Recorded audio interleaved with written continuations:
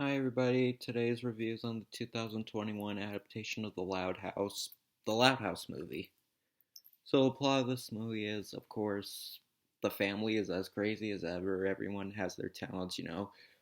Lucy's the emo one, Luann's the jokey one, and Lisa's the sciencey one. Everyone kind of has their quirk except for Lincoln.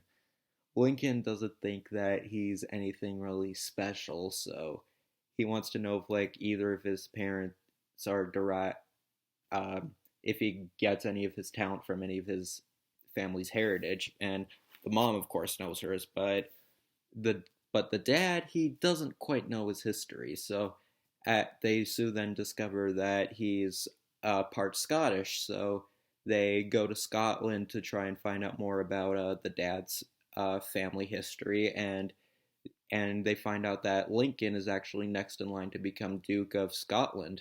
But there's of course this lady named Morag who's a greedy, self-centered woman who tries to overthrow them and try to take over Scotland. So Lincoln has to do whatever he can as the Duke of Scotland to try and get everything under control. The Loud House kind of seems like a kind of a show that you would really have to try to make a movie out of. And for what they did, I think they did pretty good.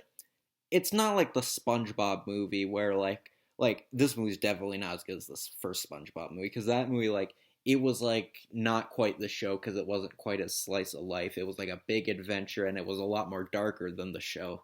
This one, it really has the charm of the show, and it doesn't really feel like a big movie for the most part, but for what it is, it was enjoyable. Like, we see Scotland, which is like a different side compared to the setting we usually see in the show, and it was cool to see, like, explore more of how the family worked, because I haven't seen every episode of the show because obviously I don't have that much time on my hands, but it was nice to see. It was an interesting take to see that part of the family came from royalty, and it was and seeing Scotland, like a totally different country in the universe the show is in. It's pretty neat. Scotland looks really good. There's still some fantastical elements though, being a cartoon. Like, there's a dragon.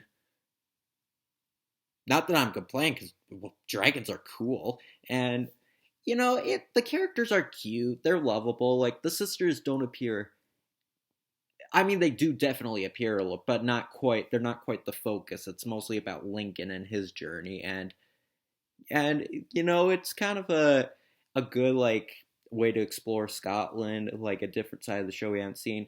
Morag, she's a pretty one-dimensional villain. She's the typical, I'm jealous of someone, I want to take over the world or whatever. But like, it's fine. It's like very cartoony, and like it fits with this kind of movie. And I think it was a cute film. And this movie is a musical.